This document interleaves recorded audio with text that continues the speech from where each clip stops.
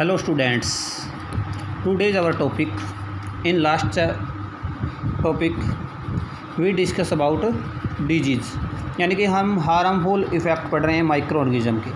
तो harmful effect में ये टेबल प्रिपेयर करने के लिए मैंने पहले बोला था और दोबारा से भी आपके लिए यही है कि आप इस टेबल को अच्छे से प्रिपेयर कीजिए, ठीक है ना। जैसे ट्यूबरकुलोसिस है, टीबी है, तो आपको माइक्रो ऑर्गेनिज्म जैसे बैक्टीरिया हो गया उसकी वजह से हो रहा है, एयर ऑफ ट्रांसमिशन एयर। अब कल को जब आप हायर स्टडी करोगे तब उस बैक्टीरिया का नेम भी आपको पता होना चाहिए। अब तो हमारे को सिर्फ पता जो 5 अपने पास मेन ग्रुप हैं उनका पता होना चाहिए। जैसे टाइफाइड है बैक्टीरिया से होता है, लेकिन अपने को नाम से कोई मतलब नहीं है बैक्टीरिया का नाम क्या है। जैसे हेपेटाइटिस ए वायरस से होता है, लेकिन वायरस का नेम नहीं पता हमारे को अभी तक, ठीक है ना। जैसे ऑस्ट्रेलियन वायरस है जो हेपेटाइटिस ए तो होता है। और यहाँ पर आप क्या ऐड कर सकते हो, जैसे ट्यूबरकुलोसिस है बैक्टीरिया हो गया, miles virus, chicken pox virus, polio virus. यहाँ पर आप कोरोना का भी नाम लिख सकते हो। क्यों मैं यहाँ पर कह रहा हूँ आपको कोविड का, कोरोना का, वो वायरस से हो रही है और कॉन्टैक्ट से वो डिजीज़ फैल रही है आपकी। एयर और कॉन्टैक्ट आप लिख सकते हो इसमें, क्योंकि उसका जो आपको जो बचने के जो इसमें उपाय लिखा हुआ है वो सेम हैं जो इन डिजीज़ का, वही उसमें हैं। Keep the patient in complete isolation, पूरे तरीके से आपको अलग रखना पड़ेगा, यही इसी में होता है कोरोना में भी। Keep the personal belonging of the patient away from those of other.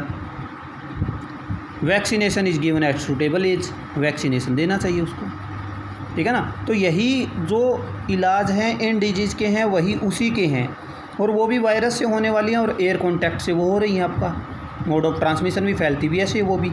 तो ये आप अच्छे से टेबल प्रिपेयर कर दोगे। जैसे मलेरिया है वो प्रोटोजोआ से हो रहा है, तो डेंगू भी लिख सकते हो आप प्रोटोजोआ से।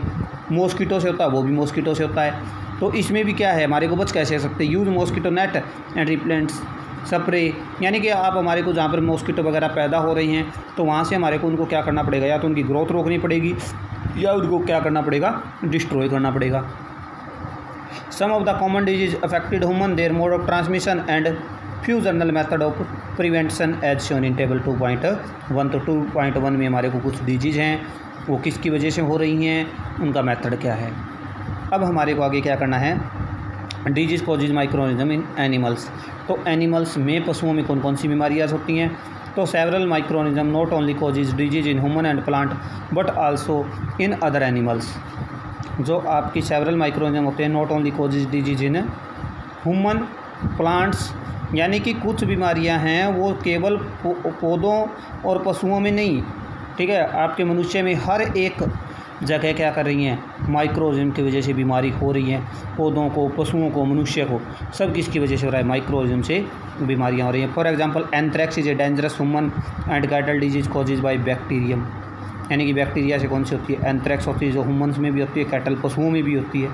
Food and mouth disease of cattle is causes by virus, तो वायरस से कौन सा होता है, माउथ और आपका फुट डिजीज़, पाँव के disease causes micro organism in plants. तो प्लांट्स के अंदर भी आपकी क्या है, ये डिजीज़ दे रखी है यहाँ पर। तो ये दोनों टेबल आपको प्रिपेयर करनी है, ठीक है ना। सिट्रस स्कैनर जैसे बैक्टीरिया की वजह से हो रहा है, एयर की, यानी कि जो मोड ऑफ ट्रांसमिशन क्या है, एयर है उसका। ऐसे ही रस्ट ऑफ व्हीट, यानी कि जो गेहूँ का आपका क्या होता है, पीलापन आता है, वो फंगस की वजह से होता है, या तो एयर या आपका सीड से होगा। फिर ओकारो जो भिंडी में आपकी डिजीज़ आती हैं, ठीक है ना, क्योंकि ये जापान के अंदर डिस्कवर हुआ इसलिए नेम इसका क्या दिया गया है, ओकारो। और इंसेक्ट की वजह से डिजीज़ आपकी क्या हो रही हैं, सेपरेट आउट हो रही हैं। तो ये टेबल आपको दोनों प्रिपेयर करनी है अपनी नोटबुक में, 2.1 और 2.2। बस यहाँ पर आपको कोरोना डिजीज़ को क्या करना है, ऐड करना है। Thank you students.